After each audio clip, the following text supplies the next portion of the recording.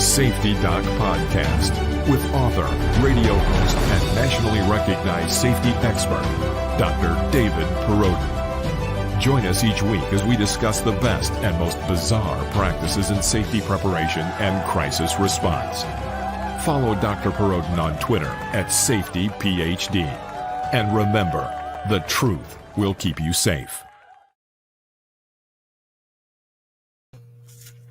Hey everybody, it is your good friend Dr. David Perrodin from down here in the North Star recording studio, where it is a brisk 59 degrees. So it's a cold one. It was about -8 last night, -5 this morning, and hence it is cold today. So being February 4th, though, we should be getting into this end of really, really cold days of winter, but we'll see. So this morning I went to get my coffee, and as I was grabbing it to take it out of the holder in the car, the top kind of folded in and then it like splooged over the top. So I cleaned that up the best I could in the car, but there's a little crease between where the cup holder is and then like not really the gear shifter, but there's like an open seam there. So somehow it went underneath and it will dry in there. I got it. I responded pretty fast to limit the damage. So, and the car does have kind of like a tan interior. It's not a big thing. And I do like the smell of coffee, but on a warmer day, I'll have to go in there and detail that out a little bit more. But it's always something. It is always something. I knew they have a new lid. So remember, I was talking about the issue with the seams on these coffee cups, and now they have these new lids that are black. And right away, you could tell not going to be quite the same experience. But so, yeah. Shout out here to Guns and Barbecue, to Solitude Surfer, and DJ Play Nice. Yo, yo, yodel. Awesome. Obviously, subscribe, hit the thumbs up. I appreciate it. The channel has been hovering at 1,180 subs for like 4 weeks now. So we went from like 300 in October and then like just kept going up at these big clips, and then we just kind of stopped. So we're still in good shape because we're over 1,000 subs and we're gaining watch hours. So we're getting near that monetization level. But yeah, if you're not already subbed. If you've got 9 YouTube channels, you want to sub from all of them, go for it. I appreciate that. And any comments down below, I will respond to your comments. So what is going on here? So a few updates. We are 2 months and 1 week out from the launch of the Velocity of Information. So that releases April 11th. Excited for that to come out. Hard copy, paperback, and ebook, and then eventually will be released in audiobook. Is being recorded now in audiobook, but that's a staggered release, or they call it a delayed release. Falling in All Pro Lemonton. Hey all. And I was informed this week by my publisher that my book, School of Errors, Rethinking School Safety in America, right over here. So if you don't have it, get it, read it, review it. So I think we're at 45 reviews on Amazon, but some people have been emailing me and said, hey, like I have the book and I'm going to write a review. So, but this will be released in paperback soon. They didn't give me a date, but because the sales have been good in hard copy and ebook, even though it's been out for 2 years. You know, the year of the pandemic, when you have a book that came out, especially a school safety book, that's a little bit tricky, right? Because everybody is going virtual. So when you talk about school safety, it's a lot different. But coming out in paperback, which is great for me to have it in that. So I received also my full copy of the Velocity of Information, and this is the final, complete, bound, of course, like right when you buy it, you're not going to get this. It'd be a pretty big disappointment to get a spiral bound thing, but yeah, this is the entire book as it's typeset. So no changes. This is it. This is what's happening. So I go through that and make notes, and then go through a PDF document with the narrator and go with that. So good things happening. But yeah, I don't know. Let me know where you're at if you were part of that big snowfall the last week here, because I know some people on the East Coast just got hammered with snow. It was just crazy time with snow. And we did not have that here. So we didn't have any snow here whatsoever. So yeah, I am trying to figure out here. All right. There's a setting which I can kind of change like the light in the background here through, but apparently that's just not happening today. So I need to update my program a little bit here so I can control that, because like there's with the lighting right now, kind of just washed out a little bit. Hey, New York Outcast. So I bet you got snow where you're at. So they couldn't salt either because of the rains. It's All Pro Leamington. Yikes. So yeah, 3 inches by All Pro Leamington, and it has been amazing. So living in southern Wisconsin, we've lived here 20 years. And it was pretty typical to get 1, 2, even 3 blizzards. Blizzard would be 12 to 20 inches of snow and wind. And we haven't had that in the last couple of years. And this year, I mean, I would guess total for the whole season, maybe a foot to 18 inches of snow. So there isn't much out there now. It's cold, so nothing's melting. But maybe 6 to 8 inches of snow total on the ground. And we're talking February. So, yeah. So Face Validity Friday. Well, first, February 21st, it looks like everything's falling in place. For the Safety Doc Monday, February 21st, I'm going to have a locksmith on who contacted me and said, hey, like, I just want some people to know some kind of basic things and safety about different types of locks. And so I'm like, yeah, this makes sense. So that'd be new. And that looks like that'll be happening on the 21st. So lining that up. So Face Validity Friday. What is Face Validity? So basically, right, Face Validity is you have that thermometer, and if it's reading 88 degrees and it's snowing and you're standing on ice and you're like, whoa, something's not right here. Either the thermometer is broken or my senses are deceiving me. So one of two things. And why is Face Validity important? Well, Face Validity it's our way, I don't know, to fact check, to authentically verify things, right?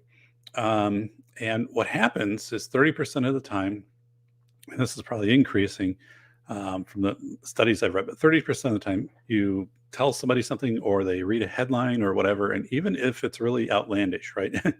Like Martians have landed in New York. New York Outcast is like, oh no. People are like, the first thing they're going to do is get on their phone and text somebody else, right? Or call somebody and say, hey, there's Martians in New York. Not that they would try to verify or check that information. So once you do this behavior, people tune into it. You get more accurate information. You're viewed as a truth broker. You have a network of people, 3, 4 friends around the country. And you're like, hey, what's happening where you're at right now? For banks, we'll talk about that today. Are your bank branches closing? Like, have you gone to a bank and there's a sign on the door saying, hey, like, we're closed today. If you really need something, dial this number, or where it's kind of unannounced, right? It's like somebody is printing off a sheet and taping it to the door.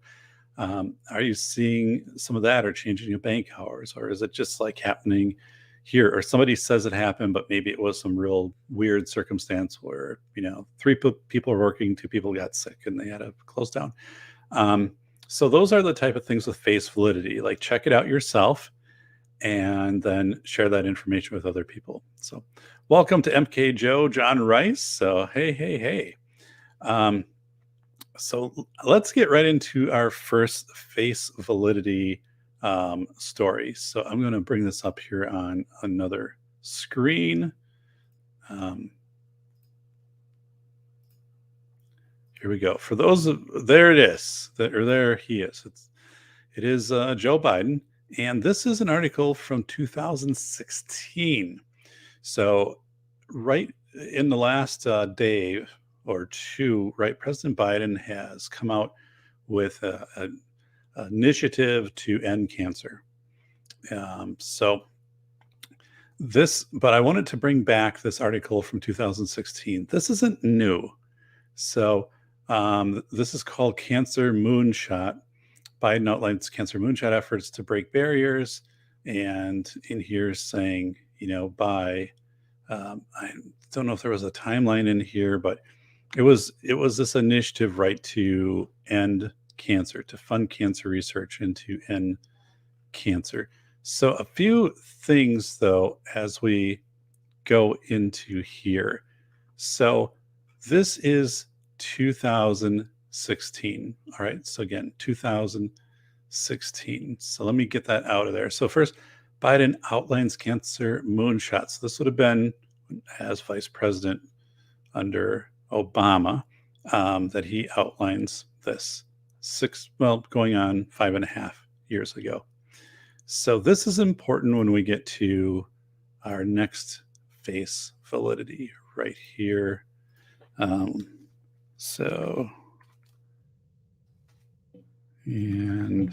here we go. Oh, yeah. All right. Some of these websites now have, I can't go to them anymore because I've gone to them so much. So like, you've used up your whatever, your credits. So, right. So this is February 2nd, 2022. So now there's this, again, updated initiative that comes out. Biden administration says it will halve cancer deaths by 2047. So face validity. Why are we seeing this now? So that's one of the face validity questions. Why is this coming out right now in this bigger bowl of what's happening, right? Russia, Ukraine, pandemic, supply chain.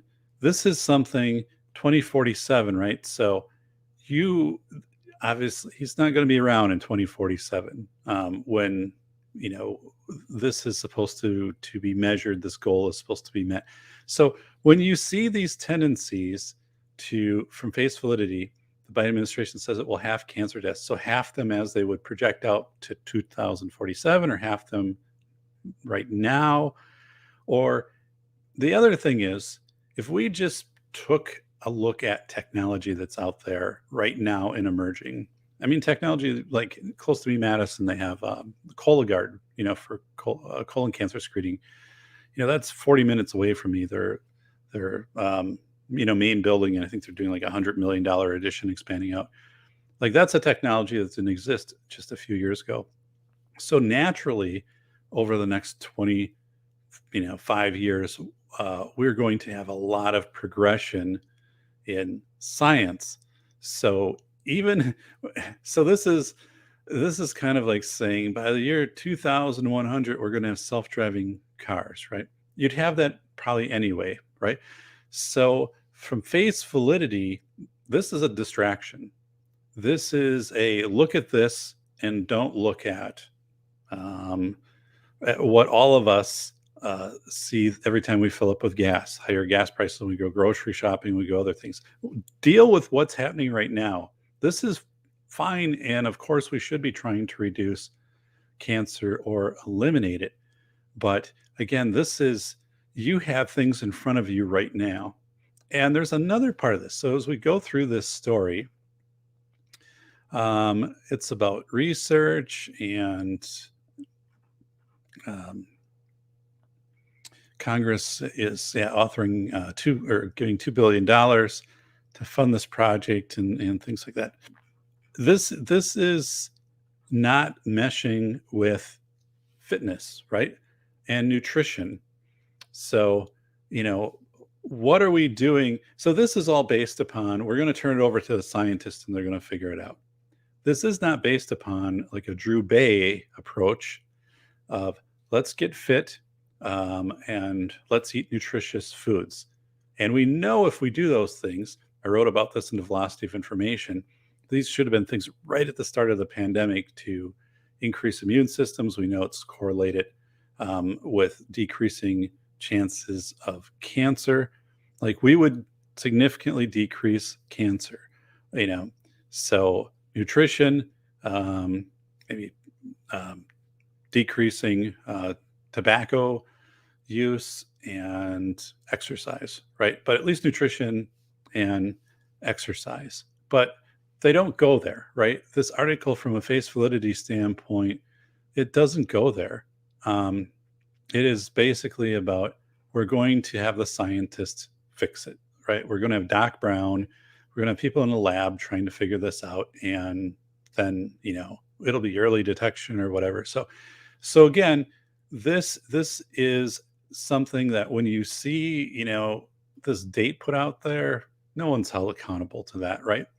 This is a huge initiative, right? If you look at it, it's like, wow, this would be massive, massive impact. But it's one of those things that's kicked down the road.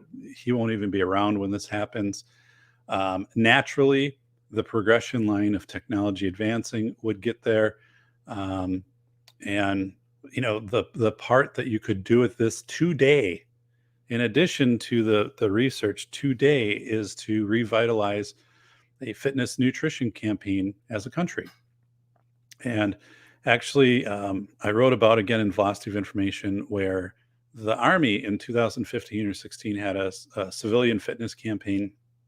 It was something that could have scaled nationally. You can find it today if you go out and search, Army civilian fitness campaign. So, what are we doing to promote in grocery stores, smart shopping, to get more people into the produce aisles and just more fitness things, or subsidizing fitness memberships or something on a tax credit or with a marketplace. I don't know. But right, you see where I'm coming from with this, and you see it too. So obviously people will read this and they'll be like, yeah, I know someone that's had cancer, I've had cancer, whatever, and like this, we get this investment, knock this down, then you're like the year 2047 and all of the other things that could be done right now that within 2 to 3 months you could have in place, which would start making an impact on cancer, right? And which would have ancillary benefits of impact on immunization, or not immunization, sorry, on your immune system. So I wrote about that in the Velocity of Information, cited like National Institute of Health studies and other studies that had existed, prior to COVID, and actually during COVID. Some of the first studies coming out from National Institute of Health was, hey, like we should have people exercise because it boosts their immune system. So, but anyway, putting this out there, I know when I saw this, I'm like, I think we talked about it last week, where Pete Buttigieg was saying, we're going to eliminate vehicle deaths, right? We have 40,000 people a year die on roads, and that's not acceptable. So we're going to come in and we're going to have whatever this plan to do. And it's like, okay, so you can see what's happening here, right? You're putting things out there, which they're straw arguments. Like no one's going to argue that you shouldn't reduce car deaths. No one's going to argue that we shouldn't be working to reduce cancer deaths, which is happening already, right? But you're taking people's focus and you're saying, don't look at what's happening in front of you, what you're observing right now: supply chain shortage, your banks closing, gas prices, cost of everything going up, lack of trust in media, government sources. We want you to not look at that. We want you to look way over there, just beyond the horizon, on what could be, and actually what will probably be there in large form just through natural advances. And that's what we're doing. Like even when we went to the moon, right? Like that wasn't saying it was what we go to the moon by the end of the decade, and we were there. If you believe in the moon landing, some people do, some people don't, but that was a decade thing, So this, to me, I'm just putting it out there because I think we're seeing a lot of this from the administration right now. These, hefty projects, these hefty objectives, which are decades down the road when they won't be around, and they're just saying, look there, don't look in front of you, don't observe what's happening, don't look in your wallet because it feels thinner because you no longer have the dollars in there. They're being eaten up by the cost of natural gas and food and stuff like that. So let me get this off the screen. But you know what? Some people, right? And I'm going to go over to the chats. Thank you, everybody, for being patient. Thanks for the 3 thumbs up. So it's good. Yeah, smash that thumbs up. I know John Rice is doing the thumbs up smashing and subscribe and all those good things. So yeah. So again, from a face validity standpoint, some people, maybe you are going to be really behind this. Like you're going to be, yeah, like let's do this. Like no one's done anything about this, or it's insufficient, all of that. So that's where, from a face validity standpoint, you need to talk about and look and say, again, what's happening right now in front of you, and what are, should face validity is this really the approach to turn this over into science to come up with some kind of like not magic pill, but come up with a pill or some genetic thing to resolve this? Or is there a component in diet and fitness that goes with this? That's where you got to kind of check people who, so I don't know if we have a hi in here from possible trolls. So I don't know if that's a troll. If it is, some of you, the blue wrenchers, can get to work here. I don't know if it's a troll or not. So let's go to the chat. And DJ Play Nice saying, but temperature fluctuations from 1 to 50 is high temps in a matter of a few days. I'll take that over snow. Wow, that's quite a swing. A friend of mine in Florida woke up and it was 20 degrees the other morning. And then he emailed me in the afternoon. He said, hey, it's 70 here now. I'm like, yeah, it doesn't work that way where I'm at. So yeah, hey, MK Joe, morning safety doc, everybody. Morning. Just another reason to avoid banks, in my opinion, laugh out New Year outcast. So, and I have a story coming up on the bank stuff as a face validity check. So, let's keep going here. And DJ Play, it's like, you could ever eradicate carcinogens, right? I mean, carcinogens will always be in the environment. I mean, burnt food would be carcinogen. A forest fire, a fire itself would introduce a carcinogen. So, right. Cancer is reversible. I read 36 studies that supported a patent for weed to reverse cancer. It's legit. So, all right. It is amazing. Like, I mean, how much even information, right, doesn't make it to the public on a lot of these topics, but bringing about the reemergence of apoptosis within the cell. So that'd be awesome. Thanks, John. New York Outcast, free views. Everyone wants to buy a subscription. Yep. John Rice, but we'll eat processed. Right. So that's the thing. I wrote about it in The Velocity of Information right toward the end of the book, saying, we all have to make choices in life. And one of the choices, for example, is when you walk in a grocery store, always like, are you going to go get the processed food? Are you going to go down the vegetable aisle? Are you going to go down the mask aisle? I mean, what are you going to do? So like, we still are doing this. And then the more we reinforce, we want those processed foods, the stores are going to stock them. It's going to be harder to get the other things. So, but yeah. And let's keep going on. All-pro-Leviton. It's nonpartisan and support by all. Feel good piece. Yep, exactly. That's all-pro-Leviton. Thanks for pointing that out. If there's a piece where you also look at it and you're like, who would argue with this? I mean, so we have signs in our neighborhood. I live in the city.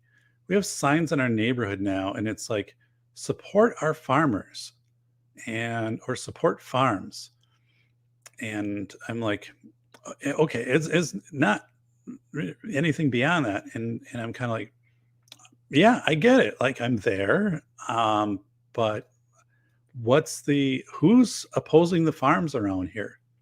I don't I bike out in the country all summer long, past farms. I don't see, signs of farms that are kind of like protesting. I don't believe there's any big land grab here for farms. I haven't seen things. So I'm just so as you said, when you do a nonpartisan support a piece everybody is going to support, a feel good piece. Again, that's what the administration is trying to bring your attention to right now. So understand where people are trying to steer you, and you guys do, right? You get it, but other people don't get that.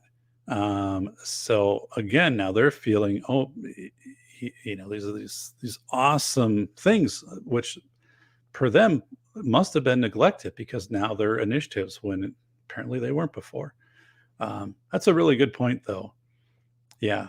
So it's kind of like one of those stating the obvious things. And the other piece, again, right, is technology will move us to this point in time. I don't know if, cancer would ever be eradicated, but, just think of where technology is going and, the ability, maybe 20 years that you'll have a micro robot that can be brought into you to target cancer cells or stuff like that. I mean, some of these things are just kind of on this natural path. So you take credit for them, right? So, yeah. Here we go. I do my best to avoid that, John. This is from NY Outcast. That's good. Processed food is bad with all the additives and preservatives and glyphosate, right? It's not. So I was watching a video from a mortician, and he was saying, yeah, like some bodies do not decompose very fast at all. And that is because of people have diets where they're high in additives and preservatives. So, but right. So processed food. So right here, so going back to the Biden thing with cancer, like logically, if we were all here, we have John Rice, NY Outcast, All Pro Lemonton, GJ Play Nice. We sit down and we're like, let's change that title to we will decrease processed foods in stores and replace them with subsidized or affordable natural foods, right? And decrease additives and preservatives and increase locally grown, or whatever it would be, right? But that makes sense. So they're going to catch on to us. They're going to shut this channel down. Joe is being counterproductive apparently since the vax has been in place. Cancer has skyrocketed. I hear that a lot right now. So, John Rice, I eat too much processed crap. Who has time to prepare food from scratch, right? So, I mean, one of the things I think that's really positive is farmers markets, because we have a large one now in my community where there wasn't one, just 5 years ago. And that seems to be something where the government is removing barriers to that. So that's a good thing. But yeah, you're right. The process stuff is, and who has time to prepare food? No, I get it, man. So what are I used to actually every day I eat like 1 or 2 apples. I did that for years. Apple day keeps the doctor away, but there's also a little bit of caffeine and or similar caffeine effect with an apple. Kind of obvious solutions to increasing good health. Hey, not at all culturally reinforced, right? So DJ playing us, right? So we go on TV. If we go in advertisements, right? We are not seeing demonstrations of appropriate eating and appropriate health, right? So that's not being culturally reinforced. So again, that was something that when I went through this, initiative by the Biden administration, right? I'm like, but you're carefully making sure not to word people walking. fitness, even like Fauci, and I quoted that in my book. Fauci at the start of the pandemic said, "Hey, like I go out and run every night, and like my wife and I like do a 3 mile run or like fast jog or something like." So I have it like it's cited. He came out and said that he's encouraging fitness and stuff, but we don't do this. And we don't do this in schools. Schools are cutting FIED, like California. A number of schools cut FIED because they didn't want kids to be shamed, body shamed in FIED or perception of that. We got rid of the physical fitness patch, which had been around well into the 80s. So, NYO. Eating lots of salad, fruit helps. Yeah, obviously. And have we ever, not, I don't say ever, but we don't see commercials touting that though, right? Or a government sponsored, dun, dun, dun, dun, the more you know commercial or something like that. Or, even kids, sitting around modeling, eating an apple or something like that. And we don't. So it's that message, the messaging isn't matching this at all. Dr. Terry Walls has a great results healing MS and other autoimmune conditions with diet. And I think there is a ton that is out there, right? John Rice with the impact of diet and health. So a lot of time it's like former professional athletes, like linemen in football and things like that, will say once they lost the weight from when they were playing, so 300 pounds and now they're down to like 180, the massive increase on their health. But yeah, I'm with you. So what a hilarious article. This is from Heavy Water. Biden trying to solve cancer. It's a serious article. It's an actual initiative. It's more than an article, Heavy Water. This is an initiative that the White House launched on February 2nd, Groundhog's Day. And of course, Biden's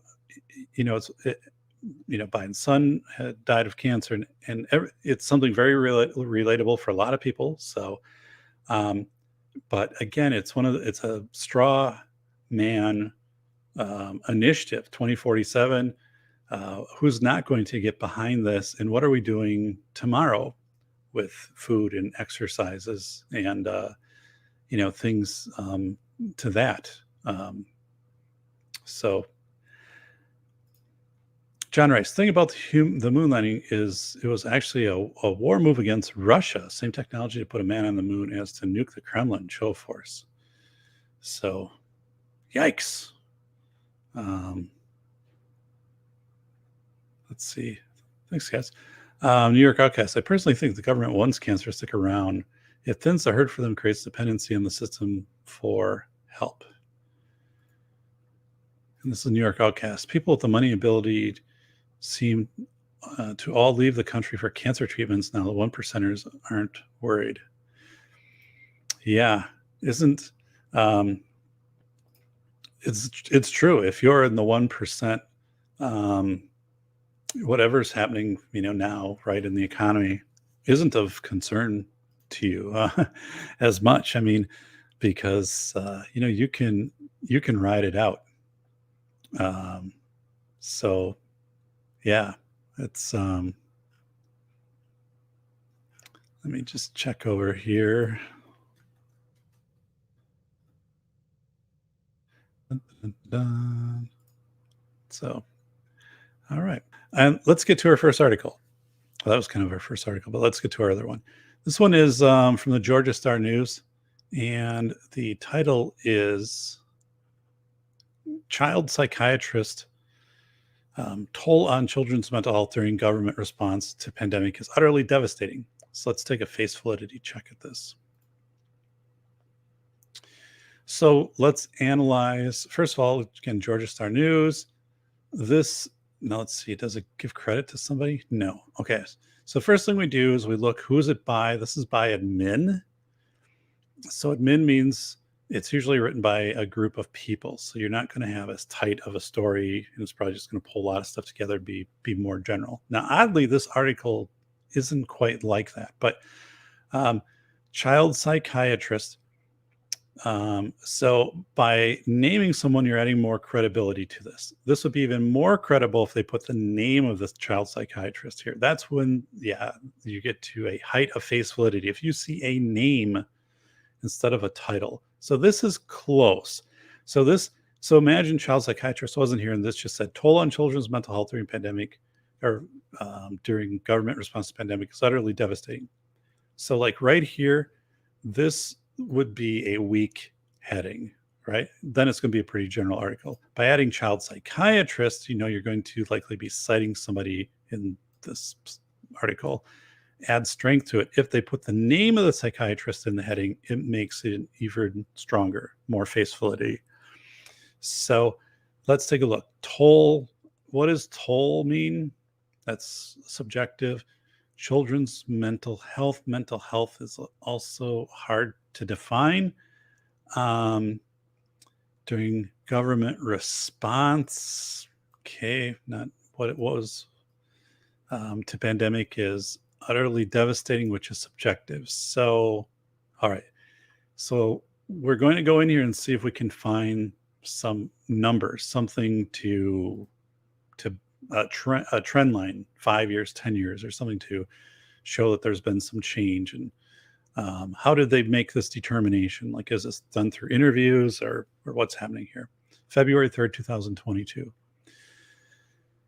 So I'm going to read some of it. Again, this is from Georgia Star. Tough children are least likely to, or not tough, though children are least likely to experience severe illness from COVID-19, the level of mental health distress many are exhibiting during the government response to the pandemic is utterly devastating, child psychiatrist Dr. Mark McDonald said in a recent interview. The Los Angeles-based clinician expressed his concern during a late November podcast for the Unity Project, an organization working to end COVID-19 vaccine mandates for healthy children in grades K through 12. McDonald stressed that it has been the government's response, not the pandemic itself, that has been utterly devastating to the mental health of patients. He explained the severe types of behavior he has seen. So this is face validity. He is a child psychiatrist, so he is observing this likely in clients, right? So this is face validity. This isn't a meta-analysis where he's reading through studies. This is someone who's actually seeing and treating this. So there's a high level of face validity. I have never witnessed as acute of an increase in anxiety, depression, and other self-harming behaviors as I have in the pediatric population in the past 2 years. So he's looking at some trend data that he has. I have never been through this level of disruption of mental and emotional stability of my patients in my career: bedwetting, drug use, violence, incarceration, inpatient hospitalizations, internecine warfare within the family. It is an absolute disaster. Closure of schools, mass mandates, and mandatory vaccines. So, all right. So there was something else in here that I wanted to get to. In the same study, it had McDonald cites another study, and I thought this was really relevant. Brown University did a study, and they were analyzing the IQs. Now, IQ tests are kind of nebulous, but as far as like functional processes, being able to measure problem solving, some of those things, that's been done for years. So you have a lot of data on this. So being a former school administrator, this is legit. So he's saying, okay, so he's citing the study by Brown University, but get this. When they compared results across participants, the pandemic-born babies scored almost 2 standard deviations lower than those born before it in a suite of tests that measure development in a way that's similar to IQ tests. So do they roll to their, do they reach for things? Are they trying to stack things, stuff like this? Are they grouping things in similar colors, things like that? They also found that babies from low income families experienced the largest drops, that boys were more affected than girls, and that gross motor skills were affected the most. So I would say, as a speech language pathologist licensed, I would say I completely would agree with this. because I have been hearing from other SLPs in the field and reading the studies right now and referrals. Speech development is behind.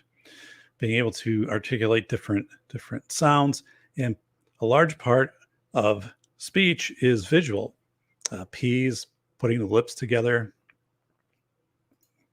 right? That you can actually see that, like, and there are certain sounds which are very visual in addition to auditory. P, M, T, L, tongue out a little bit.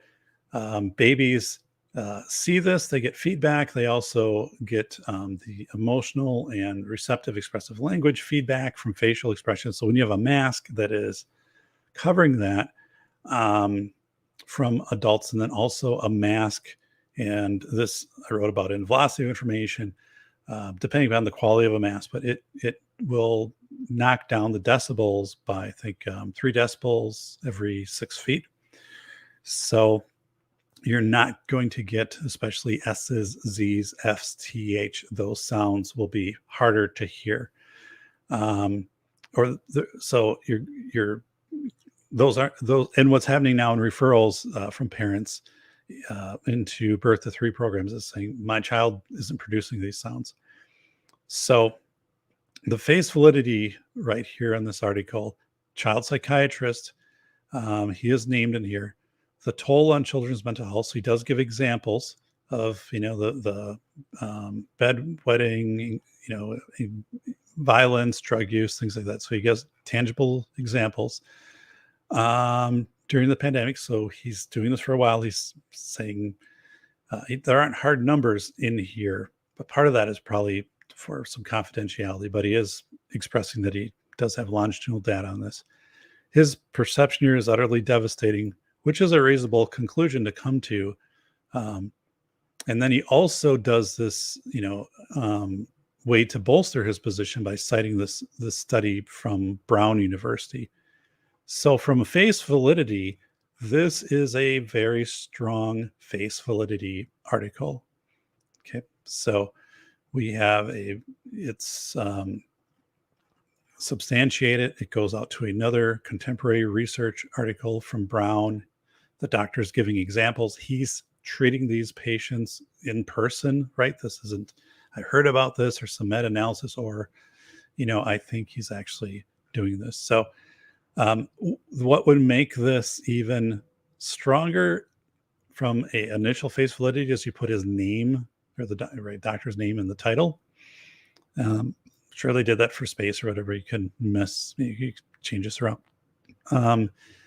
And if you'd see a title, right, that just would have this, that's a weaker face validity title. Child psychiatrist tightens that up, makes it stronger. If you put the name there, it's strongest. Admin is weird. This is weird though, like that this article is very strong and it has strong face validity, but that you don't have someone specifically identified as being the author of it. So kind of weird.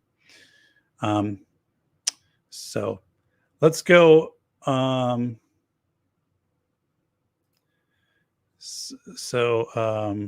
Zippy's writing to John, my mom died of liver cancer, chemo, dad died about a year later. Wow, sorry to hear that, Zippy. So Zippy, how the show works is, yep.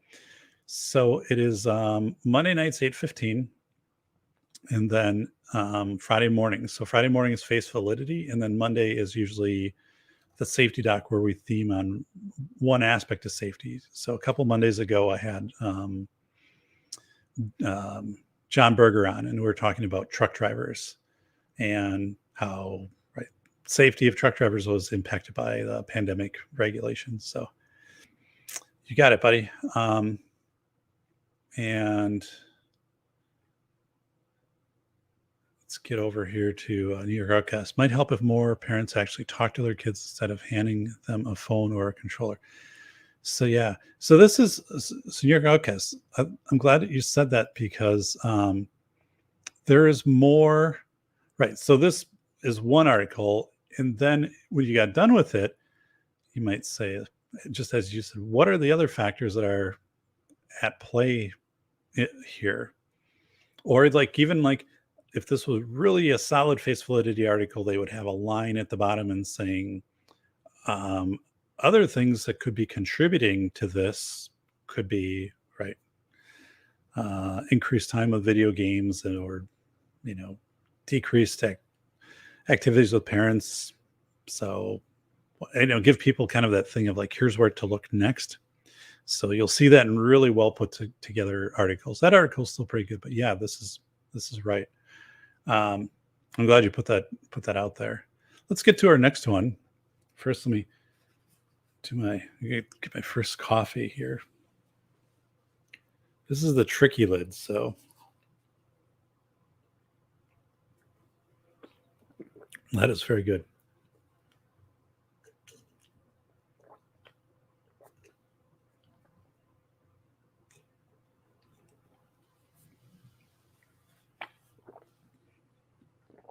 Whoa, that's some good coffee. So that, my friends, is some good coffee. Dun, dun, dun, dun, dun. All right. Dun, dun, dun, dun. All right, let's bring up our next one. I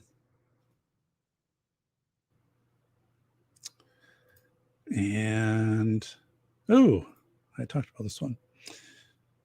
So this one is from Just the News. All right, Just the News. And the headline here is Biden-Buttigieg DOT to tap infrastructure spending to promote speed cameras nationwide. This was published by Nicholas Balazs, January 29th. So again, Biden-Buttigieg DOT to tap infrastructure spending to promote speed cameras nationwide. So let's look at face validity just on the headline. So you're trying to like bolster this. This is a bolstering right here because to me, right, my perspective would be we haven't heard nearly enough from Pete Buttigieg on what can be done to improve the supply chain. Right, we heard this thing a week ago of, we're going to decrease like vehicle deaths down the road. Yes, right, that's a straw man. People can get behind that. But right now, like, what are you doing as Secretary of Transportation to improve the supply chain? So again, you don't deal with what's right in front of you.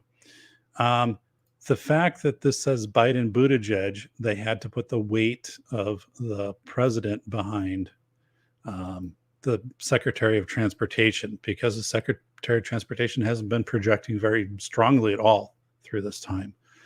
So face validity shows this is trying to give this more credibility, more punch, right? You already know Buttigieg is part of the Biden administration, so this is completely unnecessary, but you're trying to put this stronger position to it, which most of us would read this and say, no, this doesn't make sense.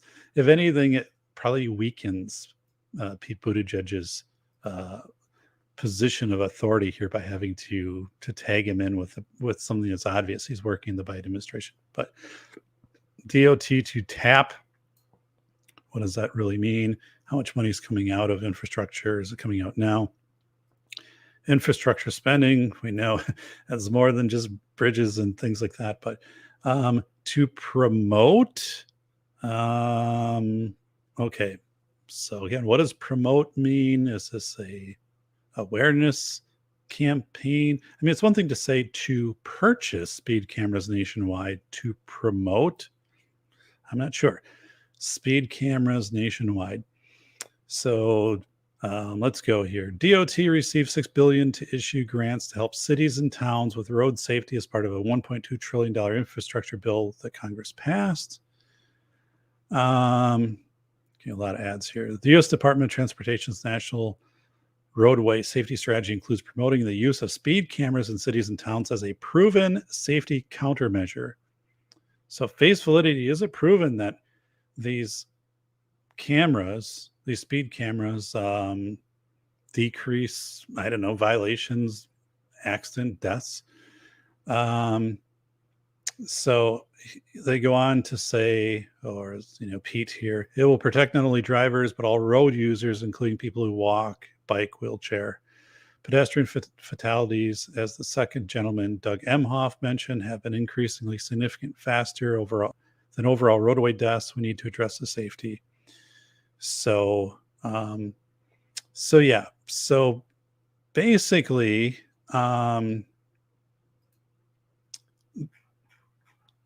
let's think about this.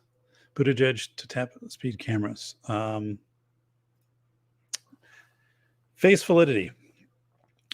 And hi to Robert Ribbit Harrison, our zero white oil friend.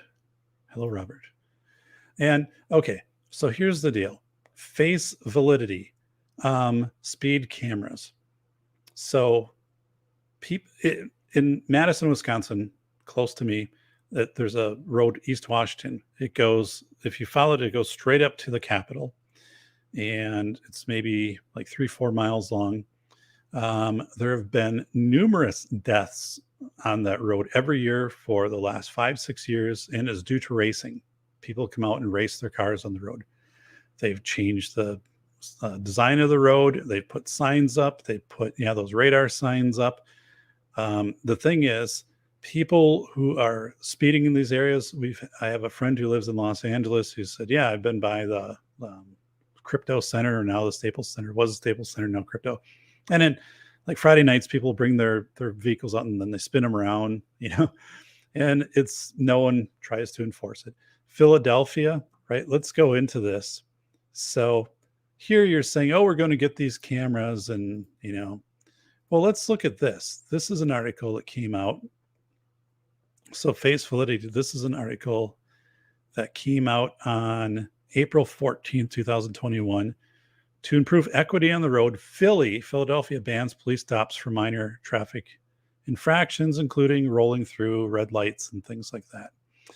So the deal is, right, if you are adding these cameras, face validity says, and this whole thing of some people will respond to that, right?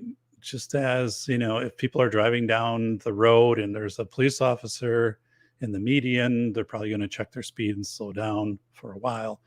But again, this is something where, it's people aren't going to argue about this. They're going to think it makes their community safer. But if you're not enforcing this, right? So somebody gets a ticket, a week after they were driving 100 miles an hour down a 25 mile an hour road, it's too late, right? It's too late. So unless people are enforcing this, unless your city government, your district attorneys, if you're Philadelphia is saying, hey, here's the deal. If you're Washington, D.C. putting out public notices saying, hey, to lessen your chance of being carjacked, drive in the center lane. And so again, this is one of those diversion straw man things. Speed cameras, you can see. It's customer perceived value. You can, when they have the little digital feedback or a sign that says this is a speed camera. So for a number of people, there'll be some perception that this is making them safer or reminding, people to drive slower in towns. It's all about enforcement though, right?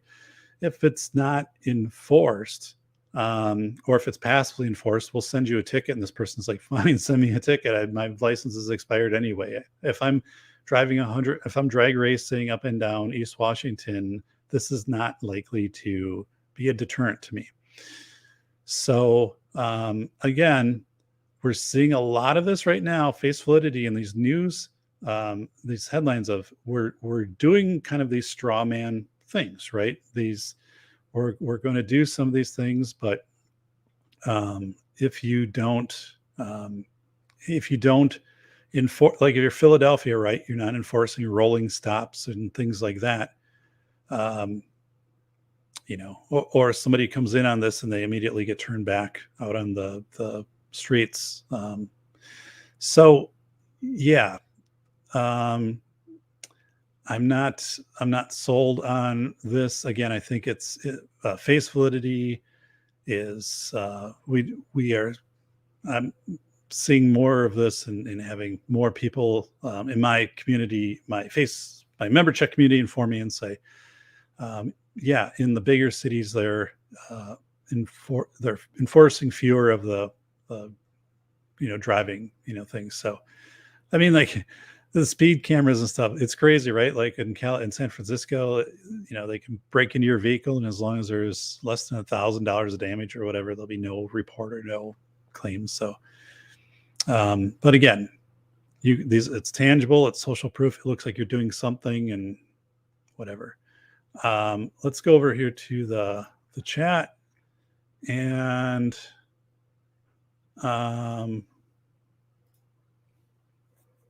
reduce the taxes on business. This is a New York Outcast. Business owners, stock, and property. Then more places would stock products, and we as a whole can become less dependent on the just-in-time delivery system. Yeah, no, that's a great suggestion. So yeah, definitely. John writes, turns out you don't have to pay the camera tickets. In some of these places, you don't. Like I was digging a little deeper, like in Philly and stuff like that. The thing is, they don't enforce it. No one is going to suspend your license or put out a warrant for you or other things. So,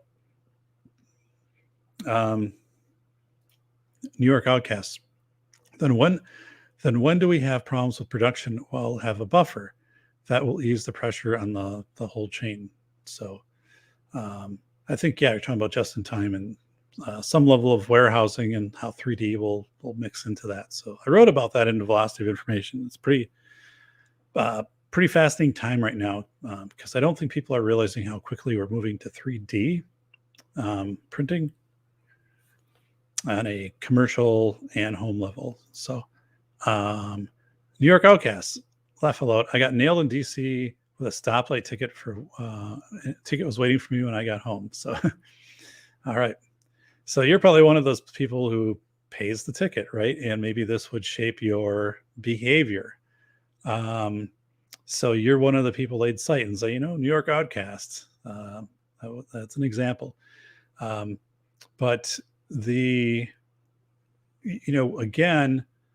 if we don't have a basal level of enforcement across the entire country, if we have entire cities like Philadelphia saying minor infraction, which would be this, right? Stoplight was mentioned in the Philadelphia.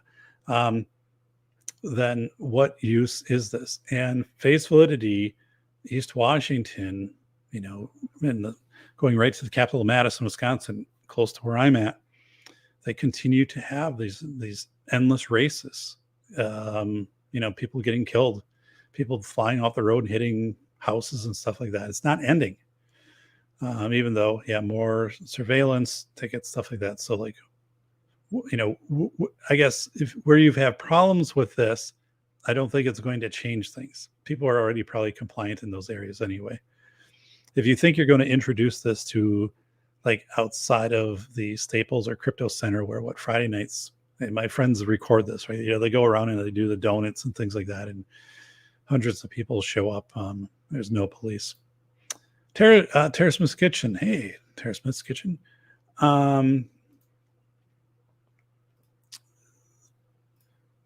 So Tara wrote, ahoy, day 2, same hill, stuck in the road, ice storm, Texas. I'm empty, pointed uphill. This is going to be interesting. Yikes. So hang in there. Hang in there. Stay warm. I had a friend who lives in Plano, and they got hit with an ice storm like 70 years ago, and we're sending all these pictures. It was just crazy. So, New York Outcast. Not long after, I saw a report that the city got busted making some yellow lights shorter that others had to. That's crazy. Hidden radar has been used for decades, but not on a large scale, mostly in construction zones, though. Thanks, Tara. Hey, Agorizer, good snowy morning, y'all. Good morning, Agorizer. Zippy saying, that's a thing, reduce rent to get in more shops, but the property cartels want insane money for tiny shop. And that's in New York, like Louis Rossman, who moved his shop out of New York, would do videos face validity videos all in the past year, up and down, finding vacant places, and then he would check, and they would not lower the rents, right? They would say this rent has to be this level, and they'd be like, that's prohibitive. That's why it's empty. So it was better to have it empty and not rent it out because of the way like the owner of the property could count it as being worth so much than if they would reduce the rent to get somebody in. So right, some of that stuff is so rigged. John Rice, speed limits are just a way of government to extort more money from the public to feed the beast.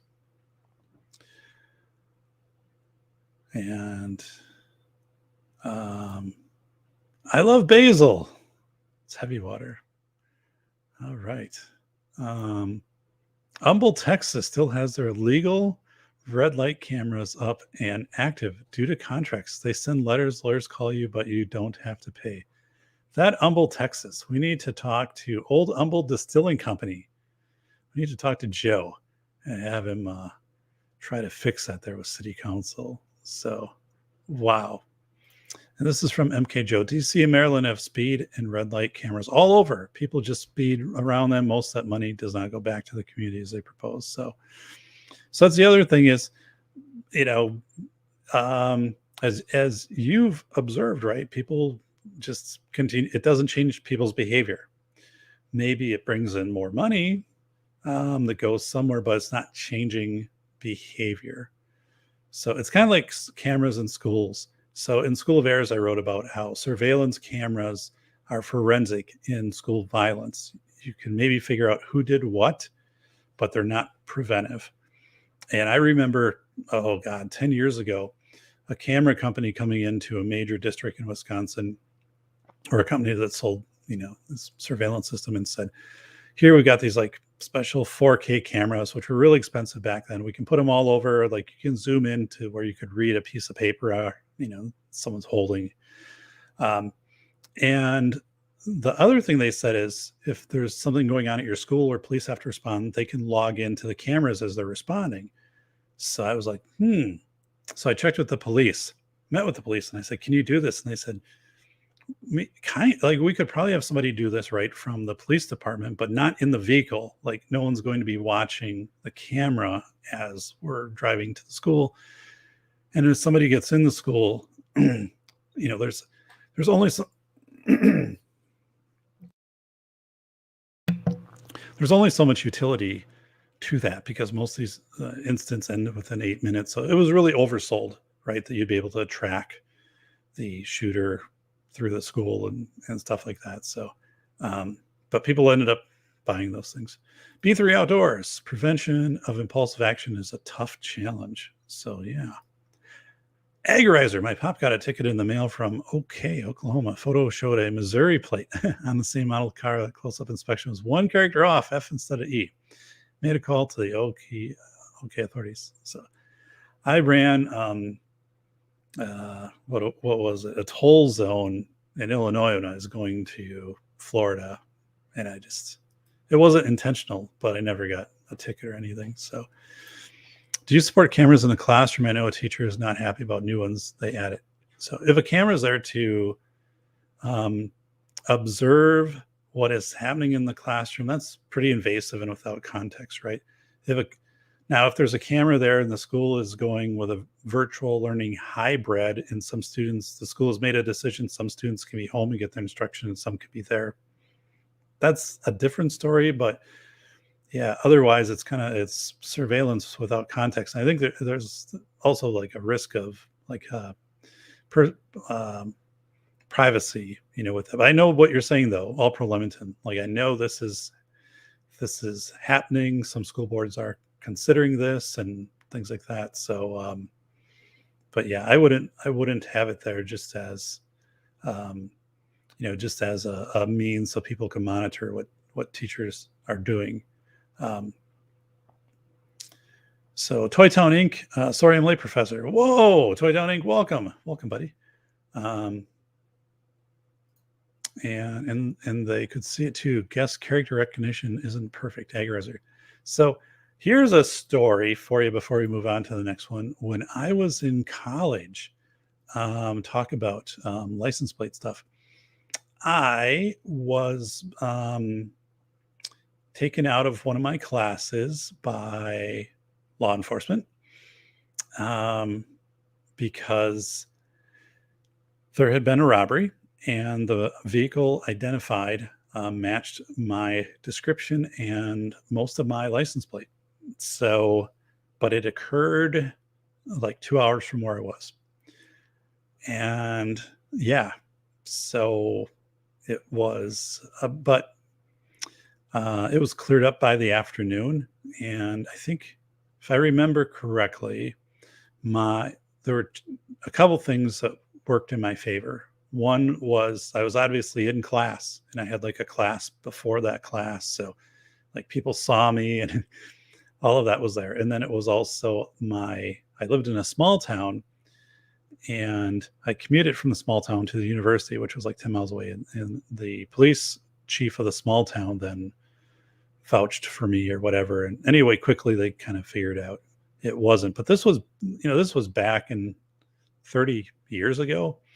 So, you didn't have I don't know if you had video. I think just somebody saw, or maybe you did have some video, but it would have been pretty grainy. But yeah, that was not good. And then I got a letter from the police department after that, an apology letter. I mean, they were professional, with me, although I'm like, what is going on? And, but they, apologized and they said, this will be removed from your record, expunged, and, there'll be no, whatever, because, right. And it was interesting because my only speeding ticket, I received maybe 2 weeks before that. And the speeding ticket was expunged also. So from, different, the record was completely clean. Like I remember like logging in a month later, something, yep. And that was gone. And then speed tickets. So they just said like, just delete everything. Like, go for it. So, well, you think that's bad? Try being investigated for murder. Oh no, a New York outcast. God. All right. If you ever want to talk about that on the safety doc, like on Monday nights, come on and we'll talk about it. It's up to you. No, I've never been investigated for murder. So, I was asked once, this was years ago too. I think there was vandalism like going on and I don't know something, but I would go out and run at night. It was back kind of in those like 3 years where I was like really like kind of this fitness fanatic, and then the police knew that I ran in different areas. So then they asked me like, do you observe anything when you're out in these areas, or like, could you observe or something like that? So I don't think I was ever like thought of like as a suspect, but I was kind of like, they had obviously watched, and it was pretty like every night I would go out and things like that, but kind of just an old man running in a lime vest. So not a lot to worry about there, but yeah. And I was like, no, but I guess I'll watch. And if I notice anything happening out there. So let's get over to our third article. This is kind of this one has been verified by a few of my friends in California. So let's get to this one. This is from Blaze Media. California man says his $33,000 deposit temporarily vanished after BofA was Bank of America branch shut down later that day. He was told there's nothing we can do. This is by Phil Shiver. February 3rd, 2022. This, I think, made national media. It was covered by Dan from iAllegedly, who I think went to Bank of America branches on his channel, and so did Jeremiah Babe, and was taking pictures. And there'd be these signs, but this would be like on the door, and it would say, hey, the bank is closed. So this guy, so let's look at the title first. California man says his $33,000 deposit temporarily vanished after actually it vanished. It didn't temporarily vanish. It was never there. Like, it never appeared. But anyway, after the Bank of America branch shut down later that day. That's true. He was told there's nothing we can do. That was by another branch. So, yeah. So it's not much here in the headline. Let's read through the article. A California man was thrown into a panic this week after he deposited $33,000 at his local Bank of America branch, only for the branch to shut down hours later before the deposit had a chance to post.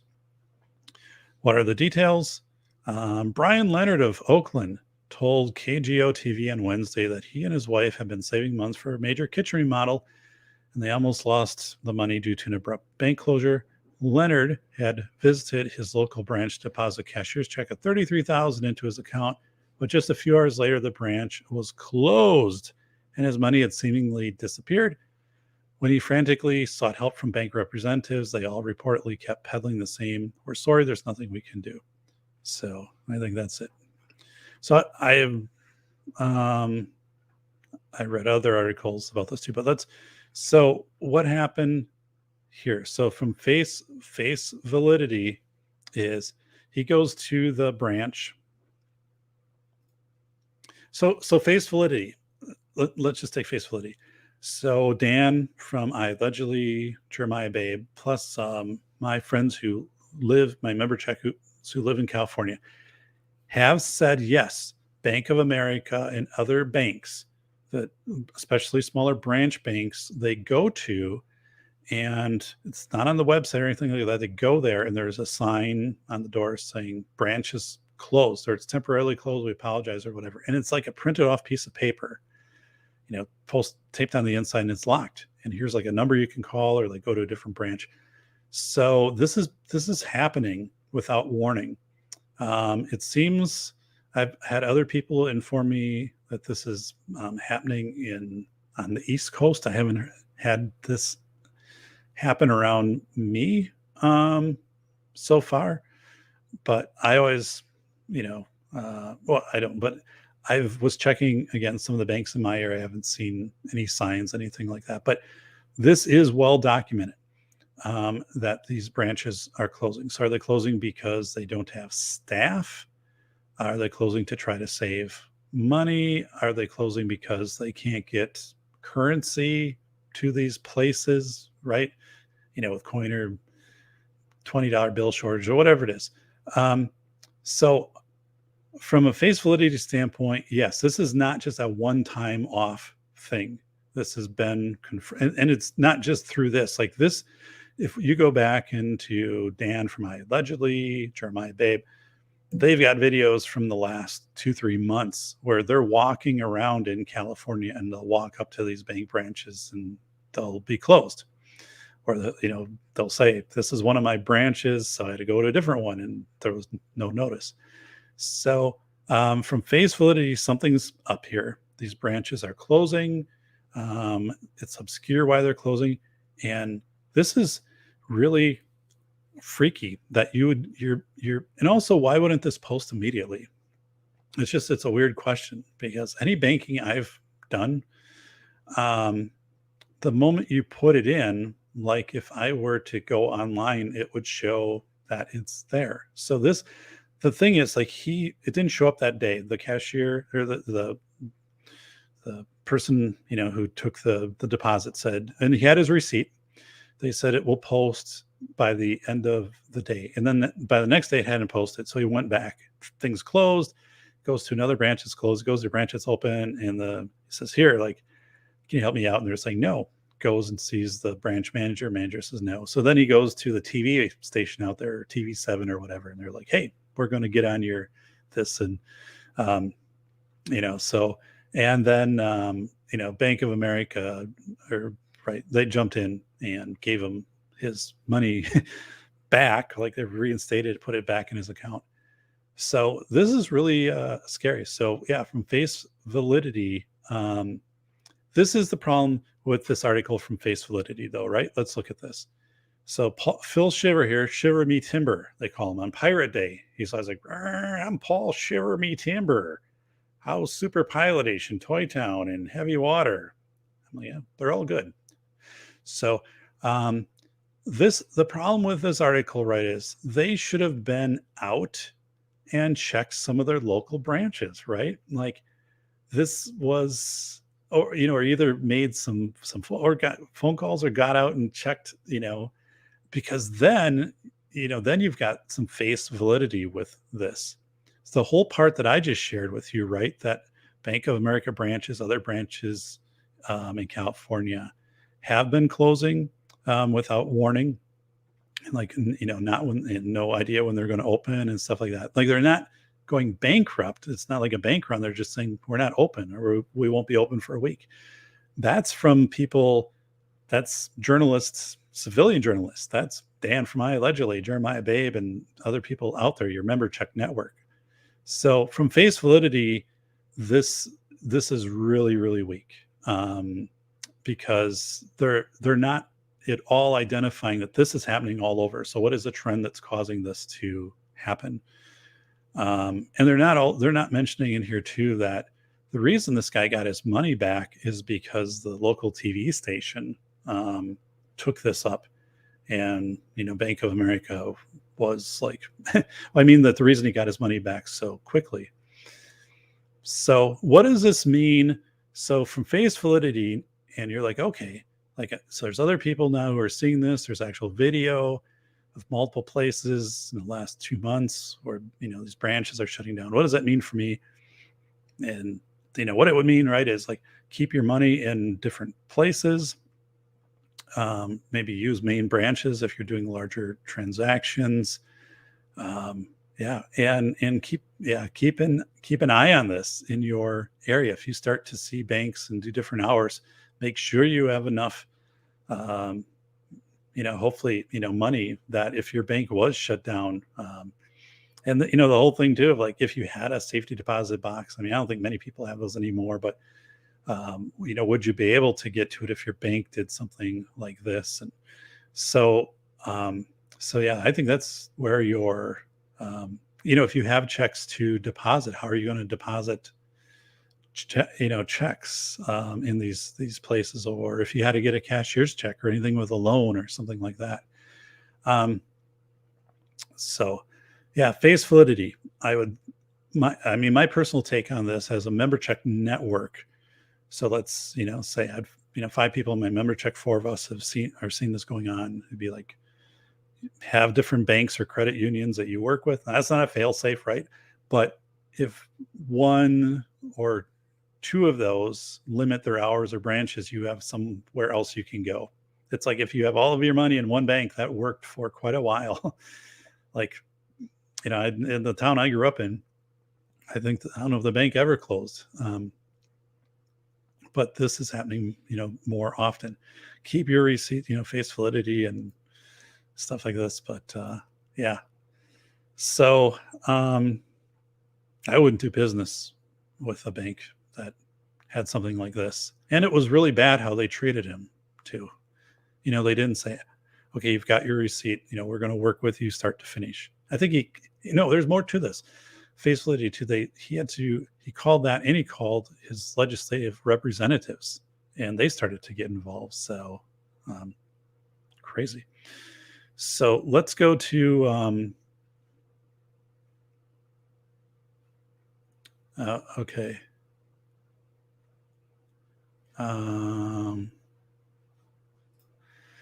All pro Lemonton, don't trust these banks. Always print the receipt. Yeah. So thankfully, he had the receipt. Can you imagine if he wouldn't have had the receipt with him? No one is going anywhere online. It's all online. So that's part of it. And maybe the banks want you to move online, but there are certain things that, can you, get a mortgage and loans and stuff like that online, right? So some of this, it's really weird because it wasn't more than 5 years ago. There was this big push in banking to have, these community banks where you walk in and it's almost like here's a couch and some comfortable chairs and we'll sit down and talk about banking. And it might even been Bank of America had that approach. It was trying to get more branches. So, you could be closer to your bank. And now these places, these branches are all drying up in the weird way that they're doing it, right? It's not saying that as of Friday, this branch won't be open. That's just because imagine like if that teller knew and didn't tell him, hey, this branch isn't going to be open after today or something like that. So, Toy Town, just keep driving until you find another branch. It's not that specific branch holding yourself.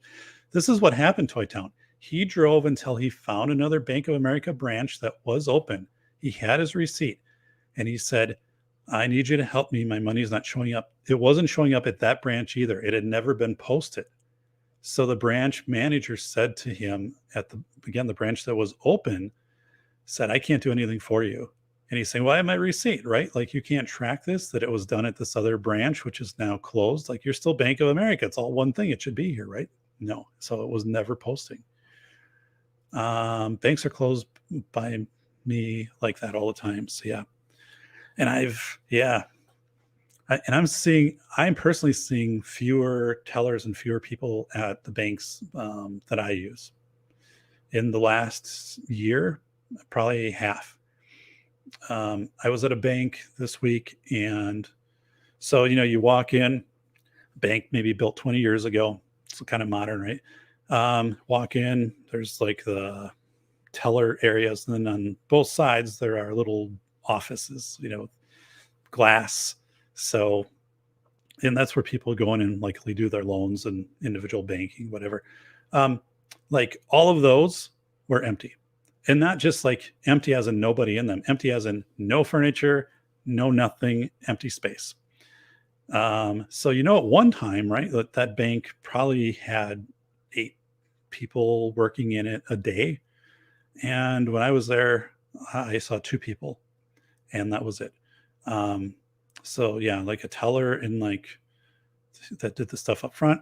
And then there was the person who was doing like the drive-through things. So, but yeah, my local branch closed for the pandemic and stayed closed because of the meth heads and junkies. Super pilot. Wow. I wonder what that's all about with the meth heads and junkies. Were they trying to like get in or wow. Yeah, my branch toggled to, virtual or not virtual, to drive through only a while ago. Now I think they're back, but I don't trust this New York outcast. I don't trust to use the bank so I can avoid them. I feel you can only count on what you personally secure. Yeah. And like when you read stories like this and you see the videos from Dan and from Jeremiah and your member checks and people like that, I'm like, can you imagine a safety deposit box of whatever you keep in it, and suddenly like you can't get to that?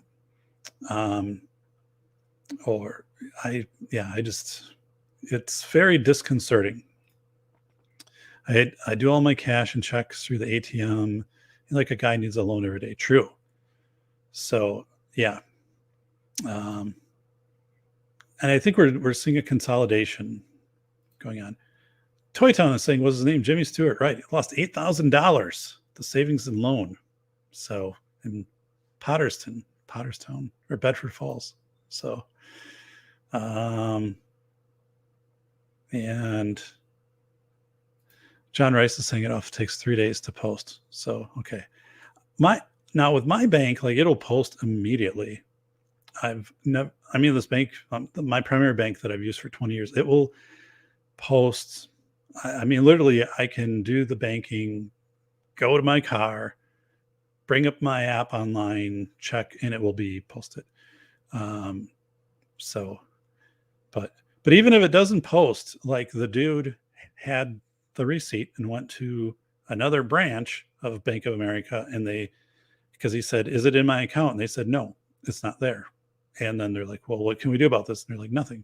So it wasn't like you wait and it will show up. It was just like, yeah. The bums were sleeping by the ATM. Whoa.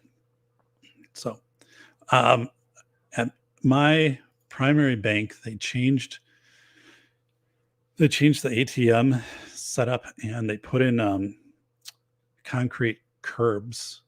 So anyway, they really narrowed it, and I wiped out the rim on my car like a year or two ago, trying to make that turn. And you could hear it the whole time, like, oh God. And it was, I mean, it's a bigger car, but it's like, um, so I'm like, this is crazy. This is crazy. So, um, yeah, so I think it's so yeah. So John, what happened is he had a cashier's check from his Wells Fargo bank, which I don't know why. I don't know why that had to be deposited into this bank. I didn't quite get that, but he had a cashier's check from Wells Fargo. He took that cashier's check to his Bank of America branch in person, and the teller processed it in the morning and then gave him the receipt. And then the next day he went because he somehow that's maybe where his checking was or whatever. And then the next day he checked and he was going to I don't know. He checked his account. The money wasn't there. So then he went back to the bank. The bank was closed and it has a sign on the door saying, "We're closed." And that was it. Like, branch was closed. Went to another branch. That branch was closed. Finally went to a branch that was open. It wasn't his primary branch, but still Bank of America. Showed them the receipt, explained what happened, and they basically said, nothing we can do. So then, yeah, he got the TV station involved and his legislators, and then Bank of America put the $33,000 back into his account. So, yikes. MK Joe, I worked as a teller once, got robbed on the fifth day. It was an older bank with no glass. That's bad. That is bad. Whoa. So John Rice is saying he got robbed at the Easy Mart once. So let's get to our last article. This one is from, I think, World News Daily, WND. And let me bring it up. Dun, da, da. School threatens to arrest unmasked students for trespassing. This is by Bob Unruh. He's like, that's how he pronounces his name. I am Bob Unruh. All right. Actually, Bob, you need a better picture there. That's like, it's the picture like someone is, just come up to his, the cubicle, and then they knock, and he's like, what? And then a snap, picture's right there. Say, hey, like, can you take another one of those? Oh, no, it's your picture. Published February 3rd, 2022. They are not allowed on campus or on Loudoun County public school property. Loudoun County's had their issues recently. So, all right, school threatens to arrest unmasked parents for trespassing. So, okay, from Face Validity, school threatens to arrest unmasked students for trespassing. So there isn't anything in there that's subjective. Outside of threatens, that's kind of a charged word, but so okay, we got it. And let's read this. This baking soda thing's getting a little annoying on the side here. So let me try to take care of that.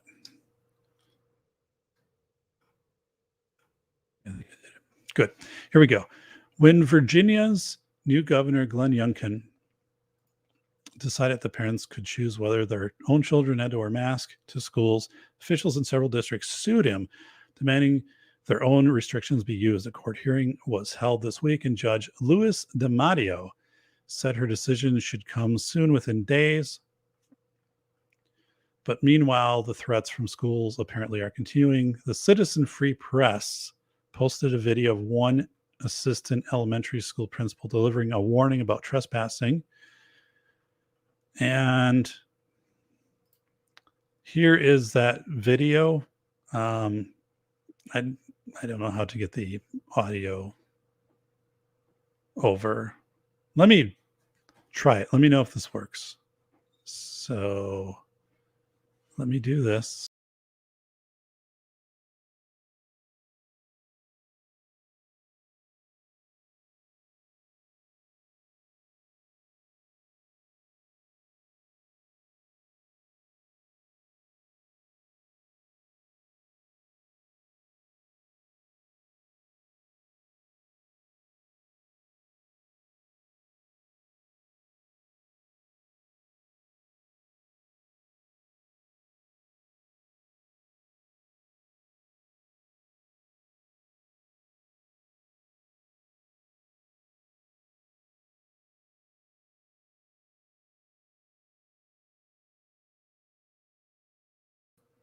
bring myself back in.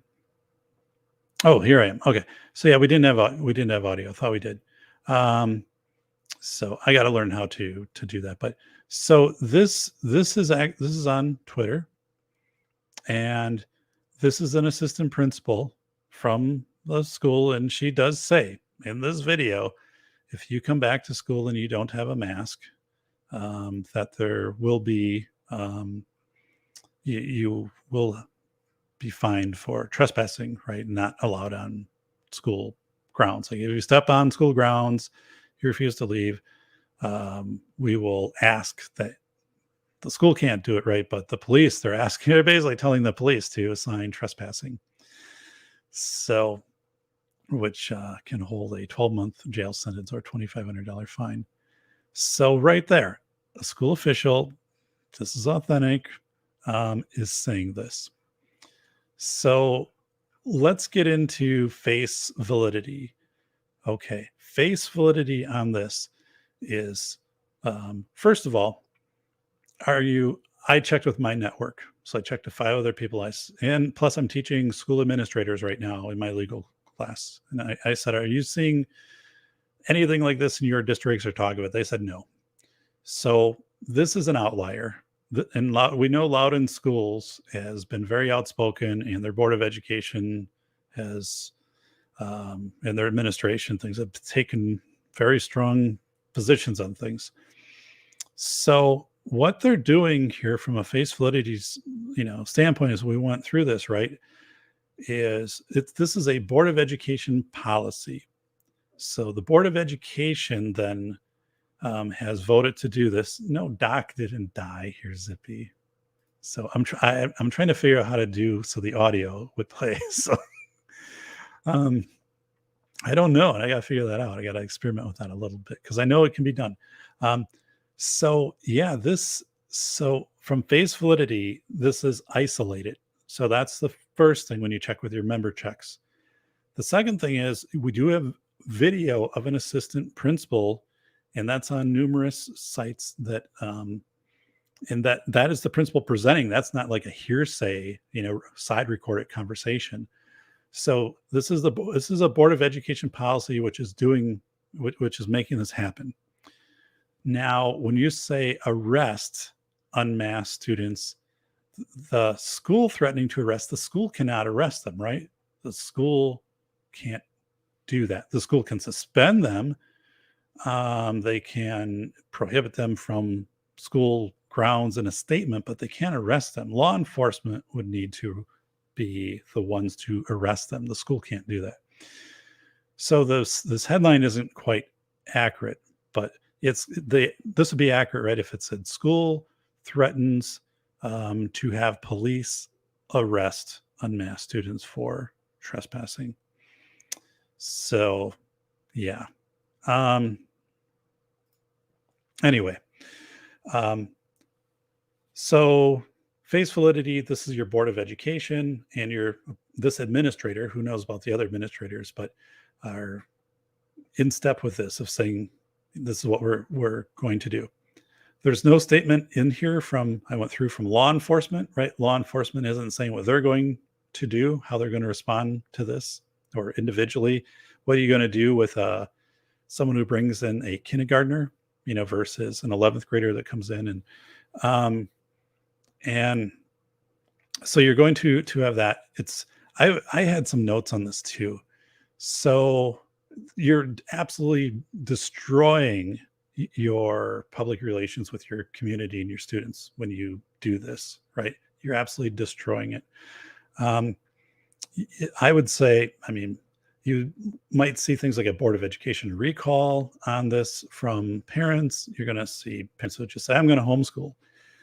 When they do that, the dollars follow the students. So it's going to impact the school. Plus, you could see an emergency injunction if the parents went to a judge, and the judge could do an emergency injunction declarative type of relief, saying that the school cannot prohibit the students from being there.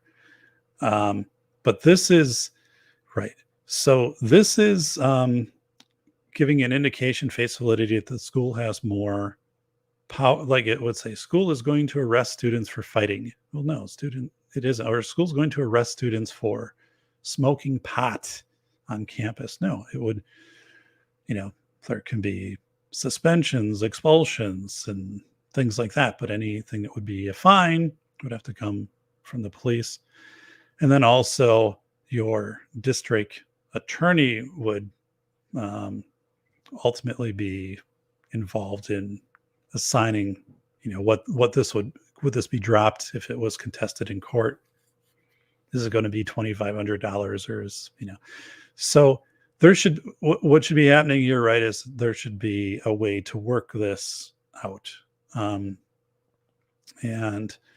this is, but the way this is positioned, and the way also from face validity that Loudoun County is doing this, is they are making it seem like they have more power than they have. Like they are making it seem like they have police powers. They have school powers, Board of Education powers. So you can do this. You could say, you're not going to be on campus. You're also going to have challenges from parents saying, my child, deserves an education legally. If you have a parent of a student with a disability, you're denying them free and appropriate public education. And you could also, so what if they said, if you're a student with a disability, you can be exempt from mask and be there. But then you're also not being in what's called least restrictive environment, meaning you're there with your non-disabled peers because maybe some of them aren't there because of this. So, this gets really complicated very fast. It's a power play by the district, and they're really putting their police, their law enforcement, in a tough place with this too. And this false sense in that headline, and the way that person, which you couldn't hear, that assistant principal, is making it kind of sound like we tell the police what to do on this, which isn't the case. So yeah, it is something, but yeah, this, imagine this. Well, that's my notes. So you can actually see, hey, Doc put notes together. You're darn right. But this is, again, from face validity. Somebody reading this kind of as a one-off would be like, oh, the school's going to arrest people. It's like, no, right? If we go deeper into face validity, school can't arrest people. School board has a policy which they passed, which is contradicting the governor's statement. So there'll be some legal action on this, and it would be if law enforcement decided to arrest. And is law enforcement going to, from a face validity standpoint, are you going to see on the news in Loudoun County tonight, law enforcement, taking kindergartners and escorting them, off grounds, right? Are you going to unmask kindergarten? Are you going to see that? No, you're not going to see it. You won't see it. So, yeah, this is,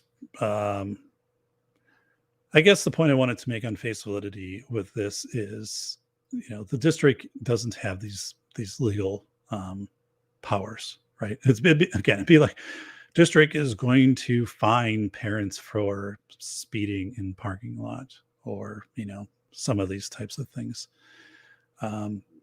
They can make those reports and whatever. Student, they're going to arrest student for smoking pot in the cafeteria. Nope. Not going to do that. School doesn't have that authority. So, right, Spicoli? So let's go back to the chat here.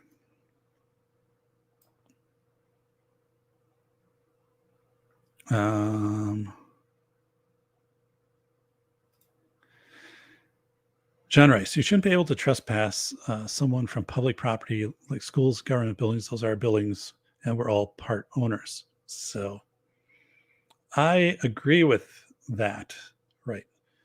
New York Outcast, I never did that again. Had an experience here with turning in some changes, which would go, well, no audio. Yep.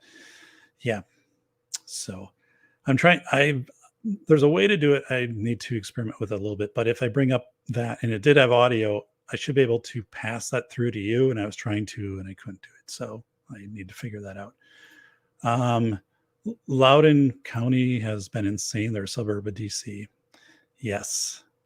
Yeah. So they've made the news for other reasons and could definitely use some public relations work.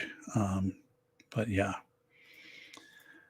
Heavy water. He who trades their essential liberty for temporary safety deserves neither. This is a magnitude worse. Right. Oh, no. No, Doc is okay. Yes. So did Joe Rogan. Yeah. New York Outcast. I was talking to a jeweler that buys and sells gold and silver. He said he found a gold round and a roll of silver eagles once when a guy gave it to him. Oh my God. Wow. What's up with that weird 400-pound block of gold? Although, like, it's like what, a half-inch thick or something. So it looks like it's this big block, but it's all hollow. In what, New York, and it's protected. It's like worth $11 million. I'm sure it's some like art demonstration piece, but I don't know. Who does that? It's crazy. I don't understand how people still deal with public schools. We ended up homeschooling when they hit middle school. It was a pain, but well worth it. So, yeah, this again, from it's a tough face validity article, and it's also tough. So I'll use this article when I instruct my legal courses for school leaders.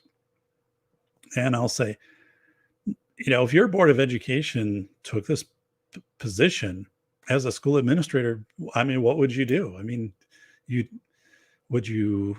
you going to be, calling the police? Are you going to not call the police? Are you going to resign? I mean, there's some positions where you got to be like, if this is what my board of education is doing, I'm not going to be part of this anymore. Did you have your law enforcement involved in this? Were they saying yes, or were they saying, let's sit down and have a different approach to this? And the school necessarily wouldn't have to listen, but all of these, I would guess there'd be a high chance that all these tickets, would get thrown out,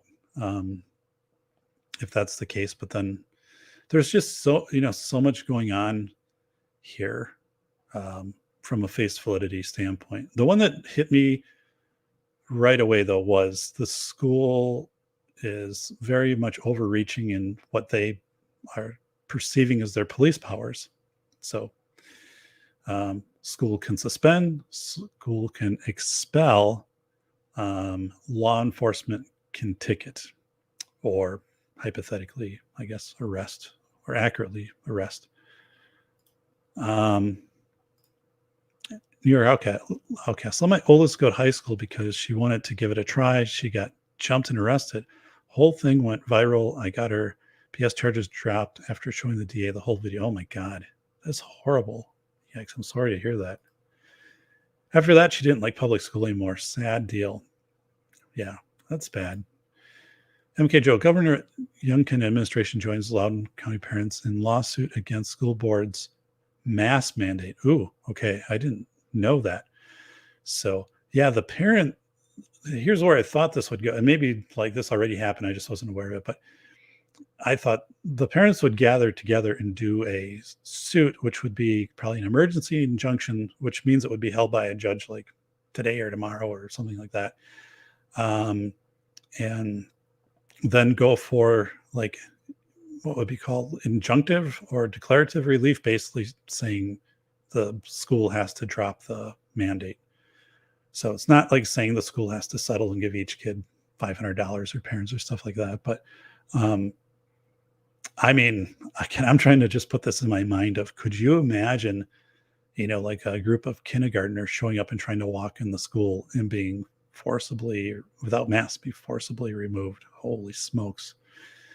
Glares at the word 2019. Why can you not spell unity? Why are you correcting it to unicity? Who uses that? Right. It's crazy. Super Pilosh, whenever you make rules, are always special cases you don't think of, just thinking of the last article. Yeah. And one of the things super pilot issue right there is students with disabilities. I'm teaching a class right now in pupil services non-discrimination. I also teach a legal issues class for administrators in special education legal issues. But so if you have a student with a disability, typically a doctor's order would exempt the student from a mask. If there's a situation where, the student, for whatever reason, student has a trach, right? Or the trach tube, or the student has autism and high, sensory defensiveness or whatever, the doctor would write this note, and typically schools would view that and grant that exception. So here, are there exceptions? And if there are not exceptions, now you're also you're getting into this area of violating the Individuals with Disability Education Act for students and the Americans with Disabilities Act. Like this, you look in this bigger area, and so how are schools that are doing this in person and have, I guess what's your end game here? Would 504 and ADA apply? So 504, right, John, this is good. ADA immediately applies if you have a disability, and for example, like a trach, for example, a trach, and wearing the mask could interfere with the trach function. 504, yes. Now 504, though, you'd have to go through a 504 assessment on that in a school to determine if there would be. So 504 is access to the school. It's basically access to services. 504 and ADA are close together. Section 504 is a part of kind of a branch off of the Individuals with Disability Education Act. But the short answer is yes. 504 would have to go through an evaluation process by the school. ADA could apply immediately. But yeah, so, it doesn't seem like any of this is really well laid out. And not only that, like you could have a disability of anxiety, right? Or, there could be other disability areas where if a physician said this person should not be wearing a mask, and so now you're going to go against a physician's order, and schools can do that to some extent. They don't necessarily have to follow a physician's order, but it becomes very dangerous to decide not to do that. So that's especially, when we're talking here about something that might be life threatening. So if you're a school administrator in Loudoun, or student services, special education, whatever, and counseling, this puts you in a really rough spot. It's just not a good thing. Yeah, asthma comes to mind. True. Food allergies, right? All of these types of things. Cross-contamination, food allergies, and then also if somebody is having a mask, it's less likely you might be able to see the early onsets of anaphylaxis, like swelling around the mouth and stuff. You're right, John. This is really good, John. You're right. We could go down these things of saying, there are a lot of contingencies in this, which the Board of Education, and the Board of Education is just, however they inform themselves, they are just then telling their school and their administrator, carry this out, right? So Jim McIntosh, howdy, buddy. So wow. So yeah, this is a mess. It's a big mess. So big. Thank you for the 10 thumbs up. Watch hours continue to increase. So we're getting, I think, closer to like 2,300. And once we get to 4, there's a chance to monetize the channel. That would be great. I have said, and I would commit to this, that if the channel is monetized and I was able to generate some revenue off of the channel, it's not gonna be a lot, but if I was to generate some revenue, I would apply that revenue toward purchasing my books and getting them to more libraries. I have donated a lot of books in addition to libraries that purchase it. Yesterday, Brigham Young University bought my book. So yay, Brigham Young. But I would definitely, continue to get my book out there into different libraries and kind of like have that as a means to make some of that happen. So, yeah. Let's see here. All right, let's go back to comments. Just returned from a doctor lunchtime now. So, all right. Hope everything is good, Jim. You got my thumbs up. I like Brain Vibe. Thanks, New York Outcast. So, I'm not sure what Monday night's show will be yet. On the 22nd, or on the 21st, I will be doing. What is it here? On the 21st, I will be doing having a guest, the locksmith, and that's going to be cool. So, like, what are some things everybody should know about locks and safety? So there'll be more coming out on that, and then I'm not sure for Monday night. I got to think that out. What I'm going to do is go through my upcoming book, The Velocity of Information, and start to work through the themes from start to finish. And I want to, I want to do shows specifically on things like what's facefully? I think we've covered that, but what is finite voltage? What is crowd-in behavior? What is the wet bulb effect? Let me tell you the story and do like a few book reads, right? Because I have, the print book now. So like, and I was going through when I did that with School of Airs, and it was pretty cool. Like those, like maybe do like 5 minutes of a book read from a chapter and then talk about it and like a concept of saying like, here's what a wet bulb concept is. So use it. Like, here's what it means. Tell you the story about, Aaron Sawyer about, Linda Stone, continuous partial attention, and things like that. So Jim is saying knees are bothering him. So take care with that, buddy. I think locksmithing is interesting. It's John Rice. I do watch the lockpicking lawyer. So this guy is not the lockpicking lawyer, but he definitely has kind of like, similar things he's going to share. He had contacted me and he said, "I watched your show and so I think this would be a good thing." He said, I like talking about locksmith, and there's a lot of things, people don't know about locks, just everyday things that people should know. And if you're trying to protect yourself and I was like, yeah, that sounds good. Like we haven't had a show on that. So, yeah, Monday night is 8:15 and I'm going to start theming up to cover more of the velocity of information stuff.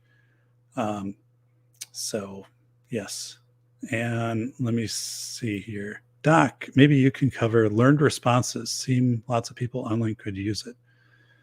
So, New York Outcast, tell me a little more what you mean by that, learned responses.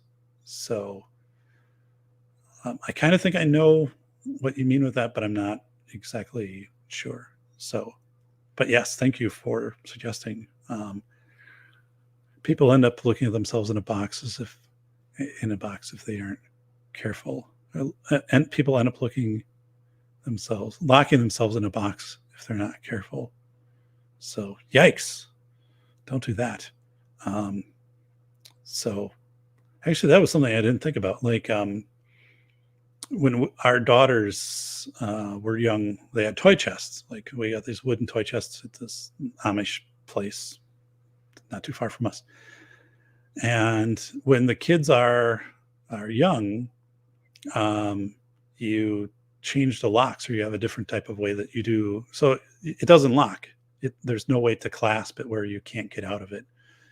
And then, you can change it out later on if you want to. But yeah, so the way it was, and we didn't have it when they were like really little, but because right, you don't want a kid to get in there and a clasp closes and they can't get out. So, but yeah. So yeah, maybe down below in the comments, like after the show, New York Outcast, or if you want to send me a message to post a little more on learner responses, I'm there. I'm interested. I'm really interested. I just want to make sure that, or if you link out, I can get into that a little bit more. So, maybe one thing is, let me know if I'm right on this, New York Outcast. So, I don't know what that is. Usually this is a message. Let's check a message from our. No, it's usually get a message here from our school. Hey, your child's been close proximity. So after the I-35 bridge collapse in 2007 in Minneapolis, going over the Mississippi River, and this could be totally not what you're talking about, but the city Department of Transportation within a couple of days had to reroute traffic, and so they put up signage and everything very overtly, like reroute it. And so go here, take a right here, do this, and it took. So there were people studying that, and I didn't put it in the book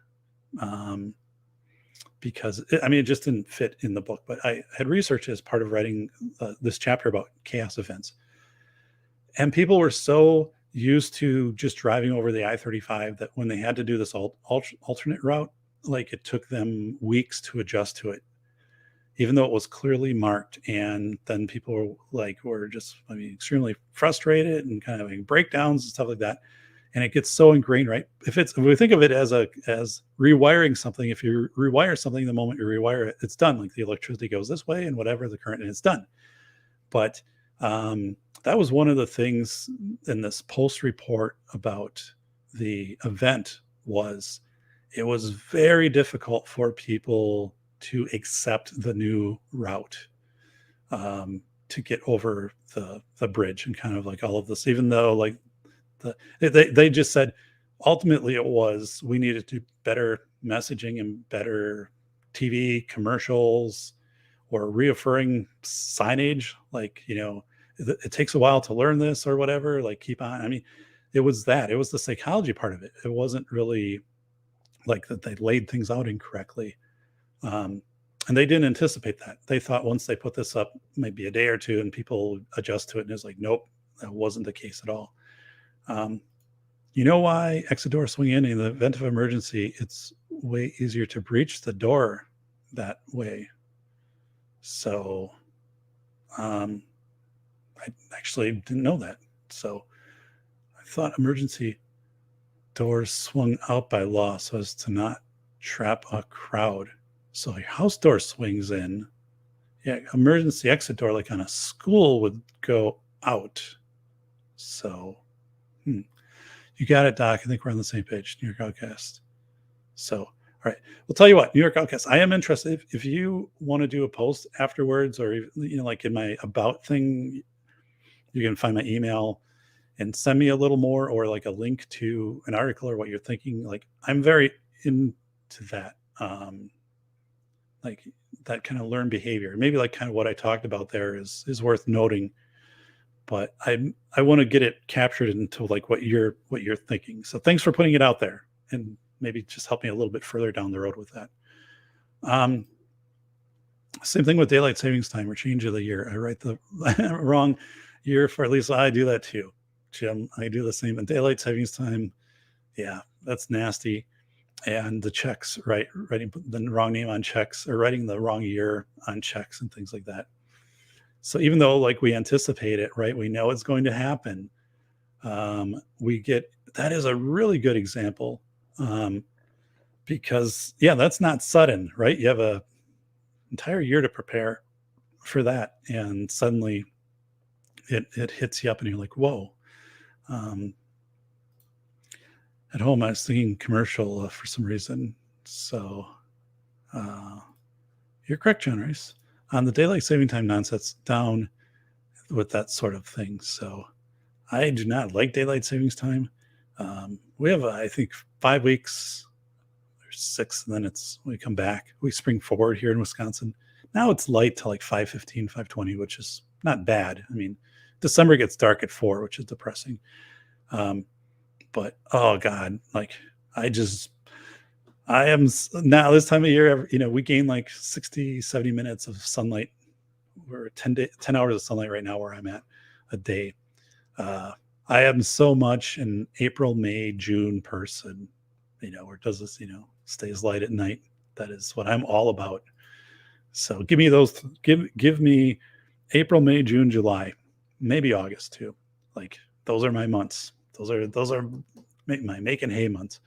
I have some thought fodder for you. I'm going to email you soon. Maybe a good thought for you. Thanks, Zibby. Appreciate it. I hate daylight savings. So do I. I hate it when it falls back. I'm more for it when it goes forward because, more perception of more sunlight, even though it's just shifting darker in the morning. But I'll take that sunlight at the end of the day. I'll try. I got to get busy working soon. I'll see if I can come up with a good example. So yeah, no, I appreciate it. I think it's great. And I mean, it's really a good point, right? Again, think about chaos and how this is our thing, our Taurus, we get stuck in and we don't accept change. And even when we know change is going to happen, like it's January and we're going to have to write a different year on our checks, right? Change. We're going to have to set our clocks ahead, stuff like we still forget to do things like that, or it still throws us off, even though like it's there, and so that's a really good example of how we get so stuck in that Taurus behavior. And again, I'll have to find that study. I probably saved it, but it was phenomenal with I-35 overpass in Minneapolis, where there's a whole section where they're like, it was just really difficult to get people to accept the new route, and not that the new route was laid out wrong or necessarily inconvenient or inefficient or anything. It was just like psychologically people would be like, no, I'm not going to do, and people would be angry, and this kind of and so they're like, if this happens again, or this happens somewhere, like get out ahead of this, like messaging, TV commercials, get it on the radio, really go above and acknowledge to people. That's one thing they said too, is acknowledge to people, this is going to feel awkward, right? Even though, trust me, like you're going in the right way and you'll get used to this, but you're probably feeling awkward right now. And also this a big, Sentinel event, this horrific event happened, but the actual like traveling. And then you're like, okay, you're validating people. So these are all things like they said that we learned, we would do different. Never kind of thought, we just thought once we put it up, people would follow it. If I were dictator, time would be a constant, no arbitrary changes. I'm with you. I do not like daylight savings time. I don't know anyone that likes daylight savings time, to be honest. Some places they don't have, like Arizona. Time zones are also, I guess time zones are necessary, but time zones throw me off. So I was, I had someone I was talking to in India a few weeks ago. And that was really weird. So, because like a different day over there. MK Joe, the clock in my car is only correct half the year. Yeah, my car automatically adjusts now, thank God. But I used to have that. Some of it is just like the hell with it. I'm not even trying. So, John Rice, MK Joe, it took me years to figure out how to change my truck's time. Yeah. And my parents have, so they built a house in 1992, and they have this little, they have a radio that's underneath a cabinet. So, but there's very little clearance on the side of the radio, like maybe a half inch. And that is where the buttons are to change the time. So instead of like unscrewing the radio, like from the top and dropping it down, I figured out when I was like, when they first built the house and they had to change it, and like, they're like, can you help us with this? Like, I figured if I took a fork and the way a fork angle up there, I could press the button and change it. And it worked, like just to do So there's a little trick on that house to change a time with a fork. Well, I imagine people having no problem avoiding Minneapolis these days. So yes, it's all numbers. Just do the 24-hour clock and be done. I'm with you. Don't even need time zones. No kidding.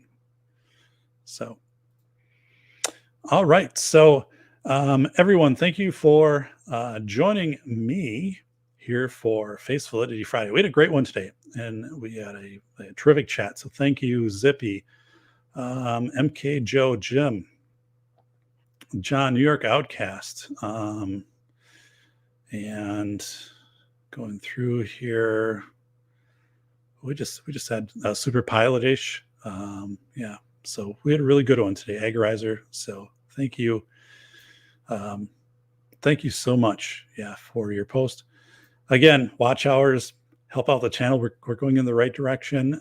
If you haven't subscribed, I've been stuck at this again 1820 for like 5 weeks, and I'm above 1,000, heartily. So I'm not going. You have to be 1,000 to be monetized plus the hours, but I'm hoping the show will continue. Part of it, right, is with the velocity of information coming out. The more shows, kind of the more social media footprint I have out there, it's going to be better when the book comes out, because people will search my name or stuff like that, and more things will come out there in the algorithms and SEO. I've been putting a lot of time into SEO, and I think it's paying off. So that's a good one. So this is thanks, MK Joe, and great seeing everyone off to lunch. So probably similar for me. It's 11:14 here, so I will off to lunch, and then I've got some class things to do this afternoon, and then I'll probably start working actually on Monday night's show, and start to rough that out a little bit today. Try to get ahead of things a little bit. So I got to start a fire though. My house is getting cold again, so this is like 8 degrees outside. All right. Well, we will leave this great show. If you haven't subbed, if you give that thumbs up, please do so on your way out the door here. But we will leave this great show the same way that we entered it, and that is with our safety doc thing here. So, all right, everybody, take care. Appreciate all of you. I will see you Monday night, 8:15 Central Time on the Safety Doc show.